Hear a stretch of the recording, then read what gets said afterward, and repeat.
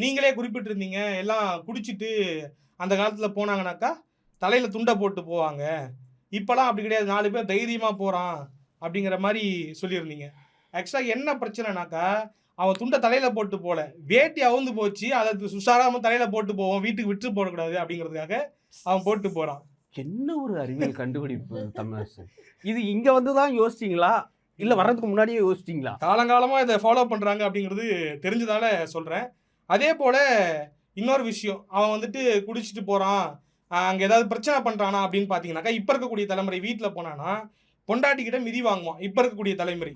அவருடைய சமதர்மத்த பாருங்க. அந்த ஈக்குவாலிட்டிய பாருங்க. தப்பு பண்ணியிருக்கிறது நம்ம. நம்ம போயிட்டு நம்ம பொண்டாட்டிகிட்ட அடி வாங்குறோம். அதுல கரெக்ட்டா இருப்பான். ஆனா அந்த காலகட்டத்துல குடிச்சவன்லாம் பாருங்க, குடிச்சிட்டு போய் அவன் பொண்டாட்டிய தூக்கி போட்டு மிதிப்பான். ஆனா தமிழரசன் எங்க ஊர்ல ஒருத்தன் இருக்கான். அவனும் இப்படிதான் ஆராய்ச்சி பண்ணியிருக்கிறான். வேஷ்டி கட்டிட்டு போயிருக்கான். குடிச்சிட்டு கீழ வந்து வேஷ்டி அவுந்துட்டு இருக்கு. மானம் போயிடுச்சேன்னு ஃபீல் பண்ணி ஒரு நைட்டு ஃபுல்லா உட்காந்து யோசிச்சு மறுநாள்ல இருந்து குடிக்க போகும்போதெல்லாம் பொண்டாட்டியோட நைட்டை எடுத்து போயிருக்கான். இத போட்டுட்டு குடிக்கிறேன்னா கீழேயே விழாது, இதுக்கப்புறம் மானம் போகாது அப்படின்னு சொல்லிட்டு எப்படிலாம் யோசிக்கிறானுங்க பத்தியா? இன்னொன்னு 1000 ஜன்னல் வச்ச வீட்ல அவர் வாழ்ந்தேன்னு சொன்னாரு. எங்க வாழ்ந்தாருன்னு தான் தெரியல எனக்கு. 1000 ஜன்னல் வச்ச காரைக்குடி வீடு பக்கமா? காரைக்குடில 1000 ஜன்னல் வச்ச வீட்ல தான் வாழ்ந்தீங்களா? ஓகே. அப்ப ஒரு ஜன்னல் வச்சு வீட்ல பாட்டு பாடுறாங்க அப்படிங்கிறது அவருக்கு பிரச்சனையா இருக்குது. என்னன்னாக்கா, இப்ப ரீல்ஸ் எடுக்குறாங்க அப்படின்னாக்கா, அதன் மூலமா பயனடையக்கூடிய ஆட்கள் இருக்காங்கல்ல. அத மறுக்க முடியாதுல்ல நம்ப.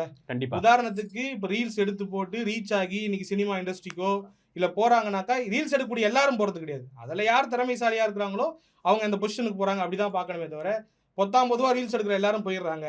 ஈஸியா இருக்கு அந்த பிளாட்ஃபார்ம் அவங்களுக்கு. இப்ப உதாரணத்துக்கு முன்னாடி எல்லாம் சினிமாக்கு போனோம், இல்ல மெயின் ஸ்ட்ரீம் மீடியாக்கு போனோம்னாக்கா, அது பெரிய சிரமமா இருக்கு. அந்த விஷயம்லாம் உடைஞ்சிருக்குல்ல. யார் வேணா போலாம். கையில ஃபோன் இருந்தா போதும், திறமை இருந்தா போதும். கிட்ட கொண்டு வந்திருக்குல்ல. அத நம்ம பாராட்டணும்ல. முரளி தெரிஞ்சுக்கோங்க. இவங்கெல்லாம் தான் சேனல்ல வரணும். ம்.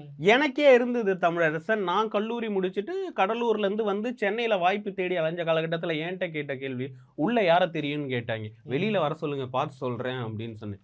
அது மாரி இன்னார தெரியுமா? இன்னார் தான் தொலைக்காட்சியில வந்து முகத்த காட்டணும். இன்னார தான் மக்கள் பார்ப்பாங்க அப்படின்னு ஒரு பிம்பம் கட்டமைக்கப்பட்டிருந்துச்சு இல்லையா?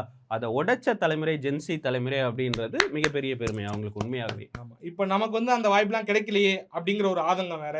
இதெல்லாம் சேர்ந்து தான் இப்படி பேச வைக்குது. இன்னொரு பக்கம் நீங்க சொல்லியிருந்தீங்க, ஹேர் ஸ்டைல்லாம் அப்படி வச்சுக்கிறாங்க. 2 பக்கமும் ரோடு போட்டுக்கிறாங்க. மேல வந்துட்டு அத நீங்க அப்படி புரிஞ்சுக்க கூடாது. அவன் ஏன் அப்படி ஹேர் ஸ்டைல் வைக்கிறானாக்கா, டைம் சேவ் பண்றான்.